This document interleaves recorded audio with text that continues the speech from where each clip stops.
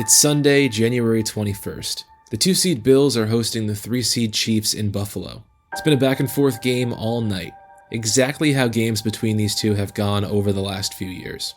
This has been one of the league's best rivalries since quarterbacks Josh Allen and Patrick Mahomes joined the league. The first matchup between these two came in 2020, where Mahomes and company beat Buffalo by 9 points. Their rematch came during the AFC Championship game that year with the same outcome. The Bills missed out on the Super Bowl for the 31st straight season. Fast forward a year and these two were back in the playoffs in one of the best divisional games in league history. Having combined for 7 touchdowns, Allen and Mahomes both did everything they possibly could to get their teams to the brink. Down by 4, Josh Allen threw a late touchdown pass to wide receiver Gabe Davis with little time left, but one thing you cannot ever do is count out Patrick Mahomes. With only 13 seconds left to work with, the future Hall of Famer got kicker Harrison Butker within field goal range to tie the game and send it to overtime. Kansas City won the coin toss and didn't need too much extra time to win this all-timer and send Buffalo home for the second straight year. A game so influential that it made the NFL change their overtime rules. And just 2 months before the divisional round in Buffalo, these two played in the regular season in Kansas City, another decided in the final minutes after an absolutely crazy last-minute lateral by Travis Kelce was reversed following a sloppy offsides alignment by Buffalo favorite wide receiver Kadarius Toney.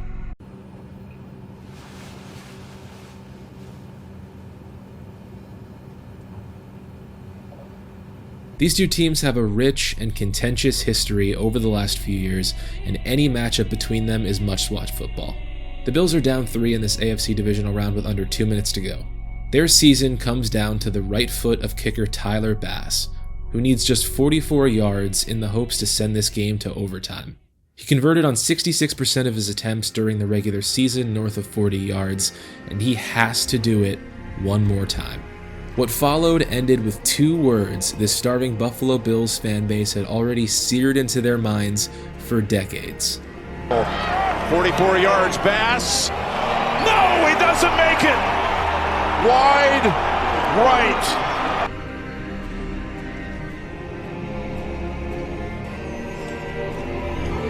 The Buffalo Bills select Josh Allen, quarterback, Wyoming. Down the middle to the end zone. And there it is. To the end zone for the win. He caught it. Ball game. Welcome back to Cincinnati, where medical personnel have been working on Bills safety Damar Hamlin. Onside kick. The big bounce comes. It is a live ball and recovered. A bitter end to this season for the Buffalo Bills. No good. Wide right. There are photographers and people.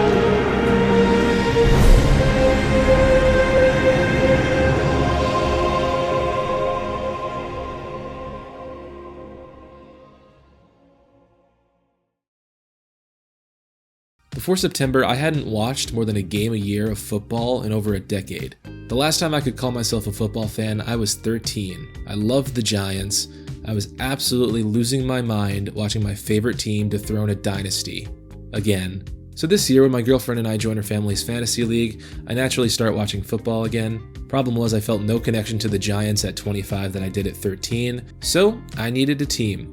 I already have a pre-existing bias towards depressed, tight-knit fan bases prone to alcoholism, but I figured I should root for the only NFL team that plays in my home state anyway. And all it took was one September game against the Raiders before I said, Yeah, I'm thinking I'm back. So I started watching Bills football, knowing absolutely nothing about their history, a fan base that calls itself a Mafia, and all the clinically treatable traditions that come along with the name, not limited to, but most concerning of which involving jumping onto burning tables.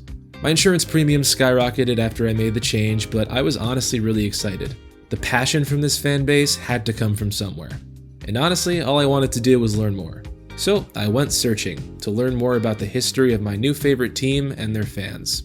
The first step on my journey down this rabbit hole brought me to a fun fact that completely rocked my world.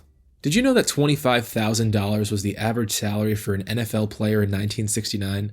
There was a rookie just drafted that year, demanding a contract worth 24 times more. The Buffalo Bills up to this point in history never really had a superstar. They're Tom Brady, they're Michael Jordan, they're Mona from Nanaland. And here comes this new guy, a reigning Heisman Trophy Award winner from the University of Southern California. The good news? The Bills had finally found their superstar.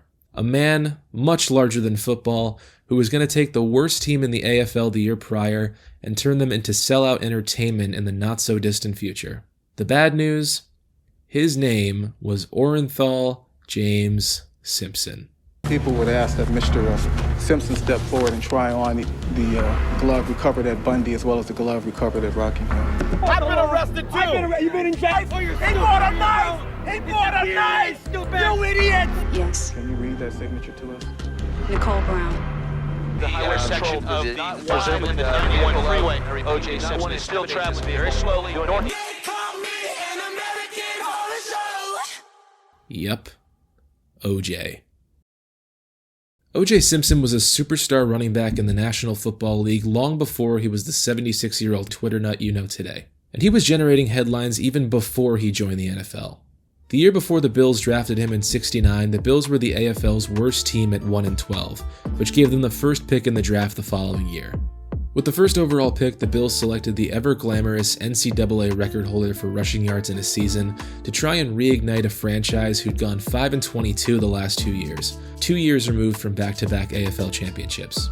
After rejecting his initial ask for a contract worth over $1.1 million, including a loan worth $500,000, the Bills and OJ settled on a smaller deal, which was still a significant investment at a premium price for a rookie running back. In 1972, following a few years in Buffalo featuring some misuse of his talents and injury trouble, OJ finally blossomed into the star the Bills were waiting for. 3 years after the draft, Buffalo brought in Lou Saban as their new head coach, who helped OJ realize his potential, framing him right at the center of Saban's offensive scheme. It didn't take long after that. After a great first year under Lou, in 1973, OJ broke the single-season rushing record by almost 200 yards. He rushed for 2,003 yards on the season and became the first player to ever hit the 2,000-yard mark in a season. Now, this was a pretty huge deal at the time in sports, especially when factoring in the time period. This was in at least a similar category of the Sosa and McGuire home run race of the 90s or Bonds' race to 756 in the early 2000s. Simpson's chase for 2,000 came down to the final game of the season against the Jets, a game Bills rookie quarterback Joe Ferguson threw the ball only 5 times in.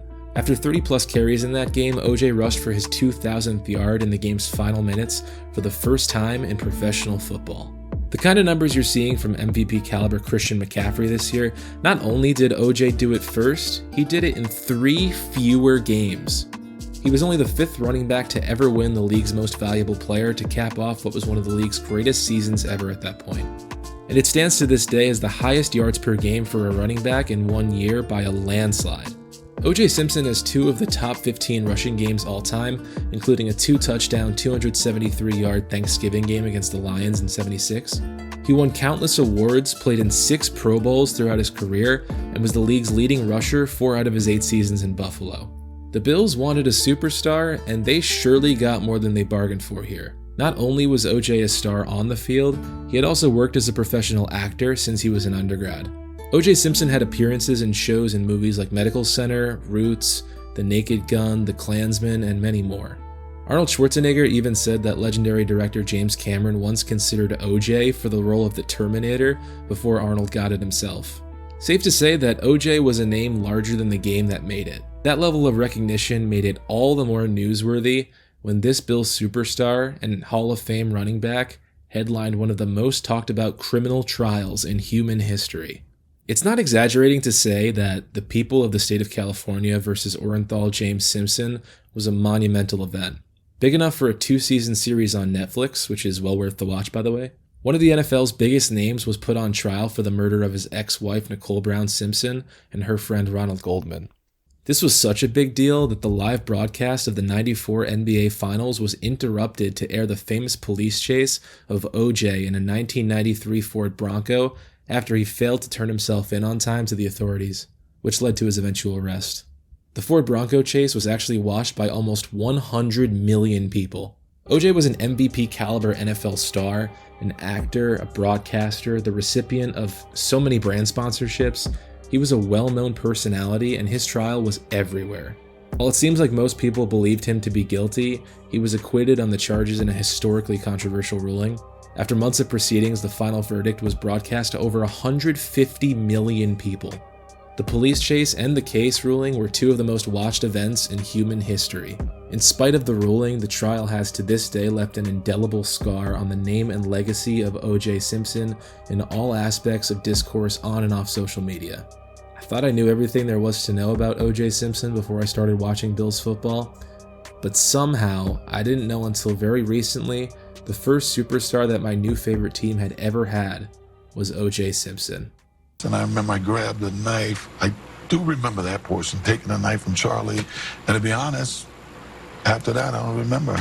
Except I'm standing there and there's all kind of stuff around and, What kind of stuff? blood and stuff around. On the morning of New Year's Eve 2017, the Seattle Mariners, Cleveland Browns, and Buffalo Bills were the three teams with the longest wait time in between playoff appearances in American professional sports. On the first day of the new year, after a win against Miami in the last game of the regular season, the Bills were finally a playoff team for the first time since 2000. It took them 18 long years to get back to the playoffs, standing as the third longest playoff drought ever. In those 18 years, the Buffalo Bills won 112 out of 272 times over a 17-season span, or 41% of their games. Some may say it was random bad luck, someone else may say that building their stadium next to a native burial ground played a role, that someone also happens to be me. But at the end of the day, they were never the 2008 Detroit Lions or the 2017 Cleveland Browns. For 9 out of these 17 seasons, the Bills finished within 2 games of 500 football. But I'd say being a fan of a mediocre team is infinitely more frustrating than being the fan of one who's absolutely gobsmackingly awful. Yeah, I dropped the G-bomb. I'd love to hear your thoughts below on that. At least with the horrible team, you know what you're getting. You get a great draft pick to give yourself at least some hope for brighter days ahead. If nothing else, at least some excuse to feel something, even if it's humor. Mediocrity implies either a lack of desire or a lack of intelligence, and those are two of the most frustrating things for any sports fan. Mediocrity as a concept defines proximity to success. Sucking, while also simultaneously able to taste success, sounds so much more frustrating than getting to laugh a few times every Sunday. You compound that over almost 2 decades, and what you have after the dust settles is a painfully loyal fan base absolutely starving for glory. And this is how the Bills Mafia was born. Emphasis on the first half of that word.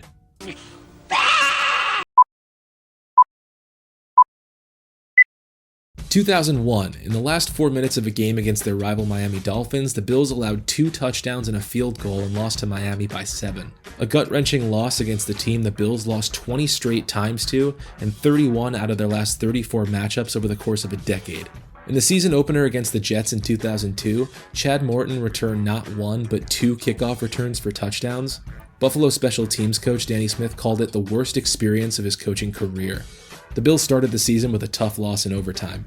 In 2004, the Bills were as close to the playoffs as they'd ever be during this 17-year run. All they needed to do in Week 17, which was the final game of the year, was to beat the 14-1 Pittsburgh Steelers and their backup quarterback, a team that had literally nothing left to play for. The Bills' offense turned the ball over 3 times, including a lethal fourth-quarter fumble. They let up 102 yards to a rookie running back in his first start of the season, and the Bills were eliminated in heartbreaking fashion in the season's final game. 2005, around the beginning of a decade-long period where the Bills went 3-30 against the New England Patriots, the Bills gave up 2 long fourth-quarter touchdown runs under 2 minutes apart and blow the game late in the fourth quarter. With a trip to the playoffs on the line in the penultimate game of the 2006 season, the Bills lost by 1 point to the Titans and their rookie quarterback Vince Young in Buffalo and missed out on the playoffs yet again. But what may have been their worst loss in these 17 years came against the Dallas Cowboys in the first Monday Night Football game in Buffalo in 13 years. The Bills are up on the Cowboys 24-16 with just 24 seconds left. In order to win, there are 2 things the Bills cannot allow by any means: a touchdown and a 2-point conversion. If you prevent one of those, you should win. Tony Romo's next throw was a 4-yard touchdown pass to get Dallas within 2.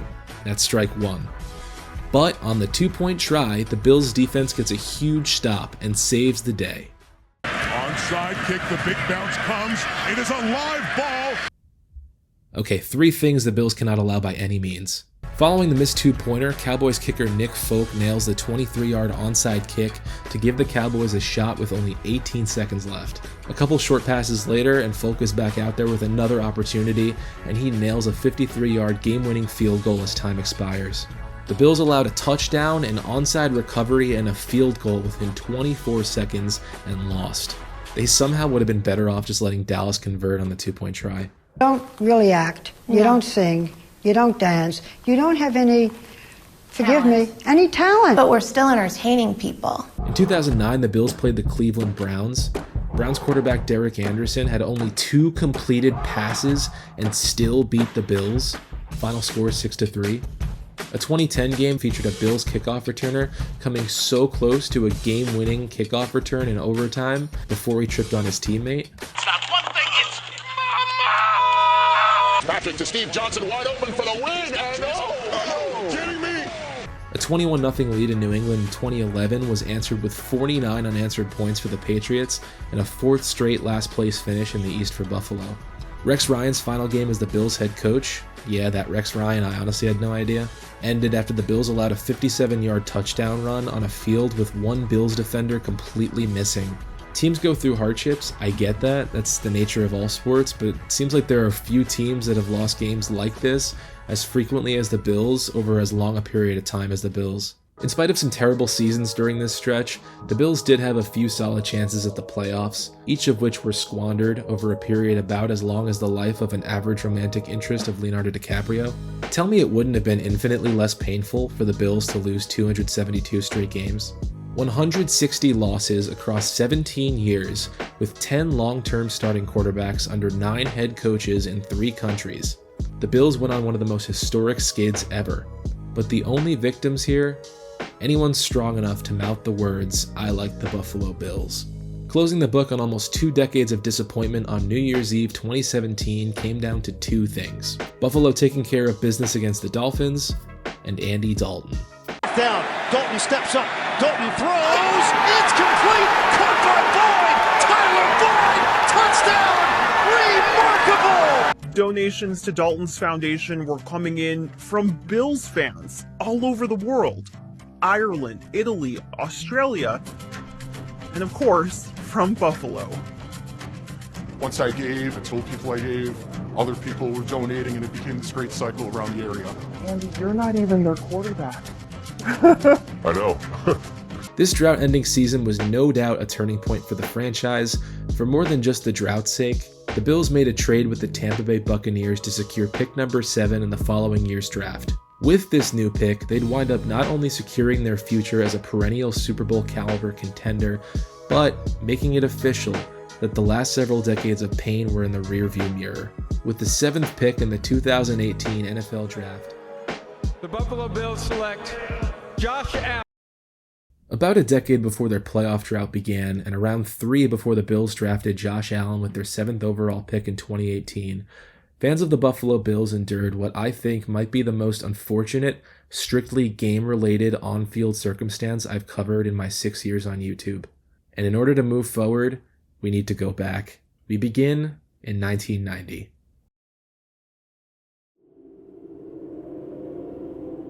Not every corner of Bills history is filled with misery. The Buffalo Bills of the 1990s are among the most dominant and consistent winners in the history of the NFL. Only 2 teams have ever been to more Super Bowls in a decade than the 4 the Bills went to in the 90s. A seemingly simple fact, but one that also happens to be unimaginably devastating.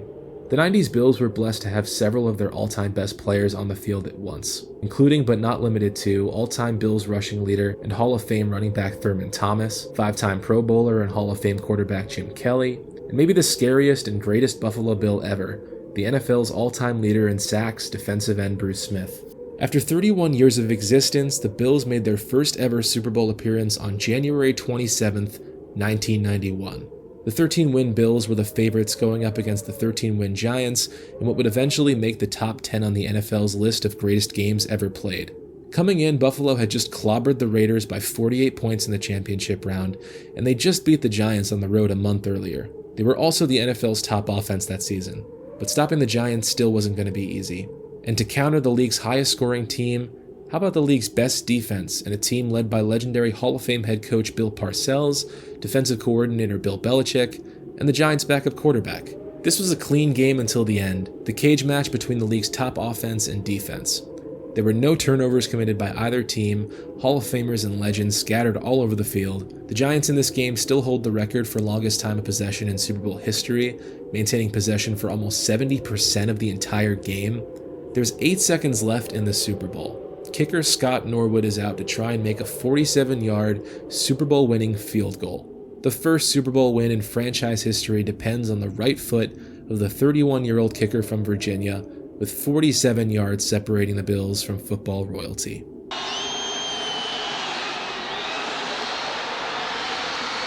No good. Wide right. Rock bottom. As both a fan and an athlete, it's got to be exhausting to lose a Super Bowl. Your entire life leading up to that game, and losing it by 1 point, and being forced to start over? Winning the Super Bowl is the only way you can improve at that point, and you have to wait a year just to do what only a few teams have ever done, and that's going to back-to-back Super Bowls. The 91 Bills had to be the 2018 Avengers. They just got their literal shit kicked in by a purple grape from space, and they needed to be patient for a chance to avenge the day. What was an excruciating year-long journey for the Bills, I'm sure, is thankfully only a few seconds for us. Because the Bills actually did it. They won 13 games for the second straight year, they were the best team in the league for the second straight year, they won their first 2 rounds after the bye for the second straight year, and made it all the way back to the Super Bowl. For the second straight year, the teams with the best record from both conferences matched up. This time around, it was the Washington Redskins. And after scoring the game's first 17 points in the second quarter, they never looked back. Rock bottom had a rock bottom. The Bills lost the big game for the second year in a row. The Bills were back in the playoffs in 1992, but their shot for a third straight Super Bowl appearance was all but finished. They lost their last game of the season, meaning they'd have to settle for a wildcard spot and having to play without a bye week for the first time on this run. Not only that, but with quarterback Jim Kelly hurt during the last game of the season, they'd have to send out their backup that had only ever started 6 games in his career. With all this on paper, it was no surprise that the Bills were getting absolutely demolished against the Oilers in the wildcard round. Houston had scored on each of their first 4 possessions in the first half. They had the ball 3 times as long as Buffalo did at the half, and a 58-yard pick six gave Houston a 35-3 lead against the reigning AFC champs. And that's when this game decided to turn into a top 10 NFL game of all time.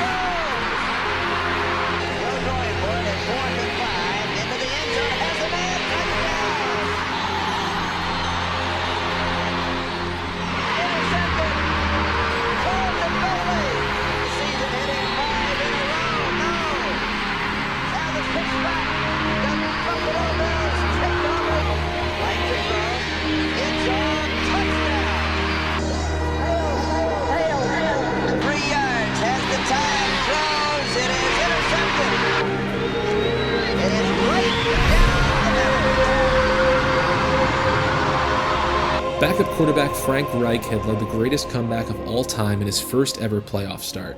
He threw for 4 touchdown passes in what seemed like a minute, and he carried his team through 2 rounds of the playoffs before quarterback Jim Kelly came back.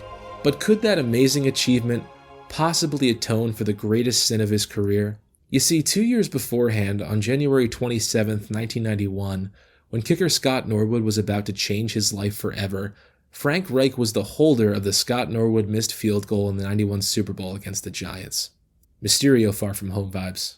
There's an entire Wikipedia page dedicated to this missed attempt, and there is an outstanding citation required, I know, but apparently the football was held with the seams in the wrong direction, making it significantly harder for Norwood to drive it through the uprights. So one of the most infamous names in Bills history may not have deserved as much of the blame as I'm sure he wound up getting for the rest of his life.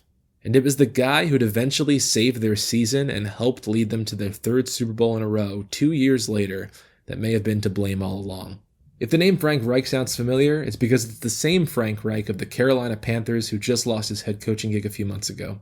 If it were up to me, which it's not, but if it were, working under David Tepper's gotta be something like atonement for your sins in hell, so if it were up to me, all's forgiven on Reich's end. What the f*** is this piece of The greatest comeback in NFL history at the time gave the Bills enough momentum to get them back to their third straight Super Bowl, where they got absolutely steamrolled. A 9-turnover loss with 5 touchdowns of separation left this franchise absolutely reeling. Their third straight Super Bowl loss.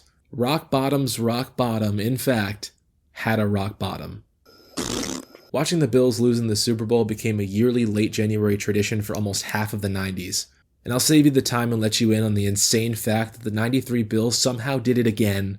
In spite of leading at halftime, they lost in the 94 Super Bowl for the 4th consecutive season, back-to-back against the Dallas Cowboys.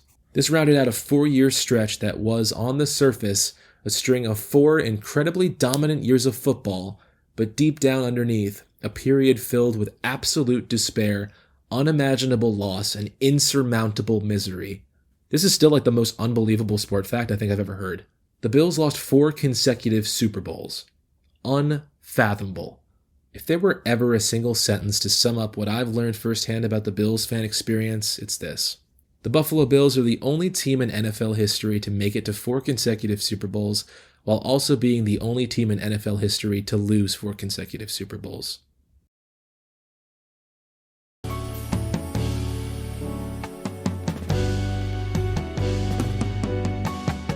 With the weight of decades of pain and high expectations on his shoulders, this rookie quarterback who hadn't gotten a single D1 scholarship offer was the next man up on the quest to bring a title to the city of Buffalo. And he was amazing. F*** you guys. F*** you so f***ing much. That's a good tweet, Michael. Shitheg? Shedig. The arm strength, the fearlessness, the flashy plays, his ability to run the ball. Josh Allen was and is a top-tier quarterback in the NFL, and the impact he had on this team was night and day. The Bills have made the playoffs all but one of the 6 seasons since drafting him, and they have been a perennial force to be reckoned with pretty much every year in that time. While a very hot and cold team at times, there isn't a single team that Josh Allen Bills can't beat.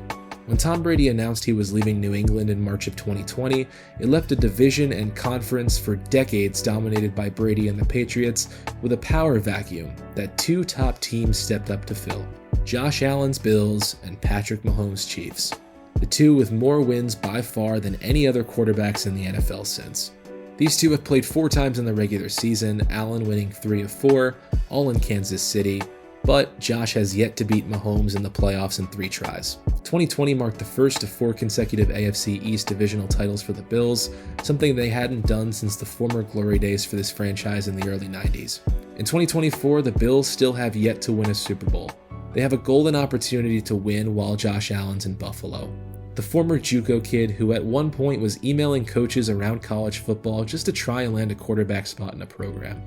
Bills football rests on his shoulders. As long as Josh Allen is under center, there's hope for football in Buffalo, no matter who else is suiting up out there. The Bills are no stranger to ending droughts, but if their history has taught us anything, it's that window will not be there forever. Watching football this season and learning about Bills history along the way was an absolute blast. Learning that it was that Stephon Diggs I've been rooting for all year, being exposed finally to that iconic game against Minnesota at home a year ago, winning 5 straight to come back and steal the division in the last game of the season on the road, the Week 4 hype against Miami, I have not been that excited while watching a game since probably 2015. I'm just so excited to be a fan again. Last Christmas, I couldn't tell you who Tyreek Hill was. This Christmas, I spent 5 days straight building Lego Highmark Stadium with my girlfriend, who's actually also became a really big Bills fan this year with me. Saying I'm a lucky guy would be the understatement of the century. I wouldn't be here today if it weren't for my passion for sports. For a while, honestly, I thought that passion might have been gone for good.